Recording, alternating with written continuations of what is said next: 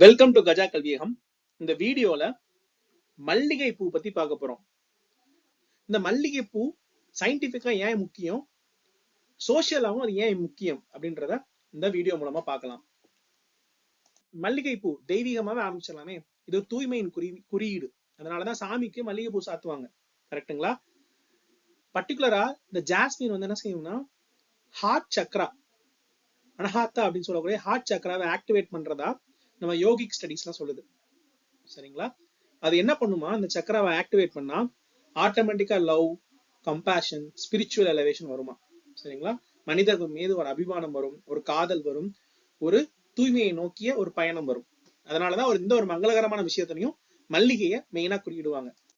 அதுக்கப்புறம் நமக்கு எல்லாம் தெரிஞ்ச விஷயம், பெண்கள் மல்லிகை பூவை தலையில் சூடிக்கொள்வாங்க. வெள்ளி செவ்வாய் ஆனா சரி, இல்ல விசேஷ நாட்கள் ஆனா சரி. அதுக்கு நிறைய சயின்டிபிக்கா ஒரு விஷயம் இருக்குங்க. லினலூல் அப்படின்னு சொல்லக்கூடிய ஒரு வேதியியல் பொருள் இருக்கு. அந்த லினலூல் என்ன பண்ணும், உடல் வெப்பத்தை குறைக்கும், பூச்சிகளை அண்ட விடாது. சரிங்களா? இந்த மல்லிகை அதையெல்லாம் தாண்டி பெண்களுக்கு அழகு அந்த மல்லிகை. ரைட். இப்ப ஒரு முக்கியமான விஷயத்துக்கு வருவோம். மல்லிகையின் மனம் காதலை தூண்டுமா? ஆமாங்க, ஸ்டடிஸ் ஆர் தேர். நம்ம பிரெயின்ல லிம்பிக் போர்ஷன் அப்படின்னு சொல்லிட்டு ஒரு பார்ட் இருக்கு.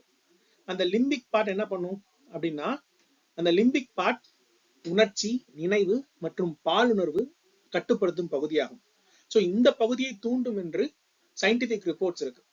சோ மல்லிகை பக்தி, காதல் மற்றும் சமூகம், இது மூன்றிலும் ஒரு முக்கிய அடையாளம். சோ இந்த மாதிரி நிறைய சுவாரஸ்யமான தகவல் தெரிஞ்சுக்கிறதுக்கு இணைந்திருங்கள் உங்கள் கஜா கல்வியகத்துடன்.